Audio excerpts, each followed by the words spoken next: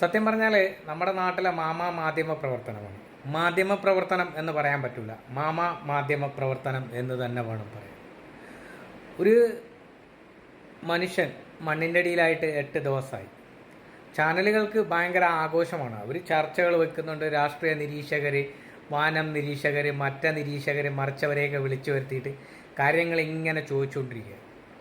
അതിനിടയ്ക്ക് ആ മണ്ണിൻ്റെ അടിയിൽ കിടക്കുന്ന ആ മനുഷ്യൻ്റെ ഭാര്യയെയും കുടുംബത്തെയും എങ്ങനെ വിളിച്ചിട്ട് ചാനലിൽ ചർച്ചയിലെത്തിയിട്ട് എന്താണ് നിങ്ങൾക്ക് പറയാനുള്ളത്, എന്താണ് ഇതിനെക്കുറിച്ച് നിങ്ങൾക്ക് പറയാനുള്ളത്, എന്താണ് അവർക്ക് പറയാൻ കഴിയുക? ഒന്ന് നിങ്ങൾ തന്നെ ഒരു അറ്റ്ലീസ്റ്റ് കോമൺ സെൻസ് നിങ്ങൾക്ക് വേണ്ടേ? നിങ്ങളും ഒരു മനുഷ്യരല്ലേ? ഈ ചോദിക്കുന്നവർ നിങ്ങൾ മൃഗങ്ങളാണോ? മനുഷ്യരല്ലേ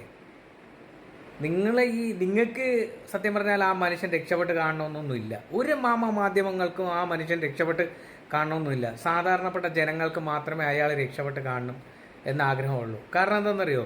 നിങ്ങൾക്ക് എത്രത്തോളം അത് മുന്നോട്ട് പോകുന്നു, നിങ്ങൾക്ക് അത്രത്തോളം റേറ്റിംഗ് കൂടുകയാണ്.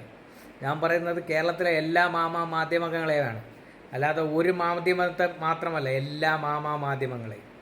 അതായത് നിങ്ങൾക്ക് റേറ്റിംഗ് ആണ്, അല്ലാതെ മനുഷ്യൻ അവിടെ ചത്തു വീണാലും മനുഷ്യൻ അവിടെ ഇനി എന്ത് സംഭവിച്ചു കഴിഞ്ഞാലും നിങ്ങൾക്ക് വേണ്ടത് റേറ്റിംഗ് ആണ്. നിങ്ങൾ ഇന്നിപ്പോൾ ഈ ന്യൂസ് വിട്ട് ഇനി വേറൊരു ഹോട്ട് ന്യൂസ് കിട്ടിക്കഴിഞ്ഞാൽ നിങ്ങൾ അതിൻ്റെ പിന്നാലെ പോകും. അവിടെ നിങ്ങൾക്ക് അർജുനും ഇല്ല, അർജുൻ്റെ കുടുംബവും ഇല്ല, ഒന്നുമില്ല. നിങ്ങൾക്ക് ഇതുവരെ ഒരു റേറ്റിങ്ങും അതായത് ഒരു ന്യൂസ് വാല്യൂ കിട്ടാത്തത് കൊണ്ട് നിങ്ങളിങ്ങനെ കണ്ടിന്യൂ ചെയ്ത് ഇങ്ങനെ പൊട്ടിക്കൊണ്ടിരിക്കും.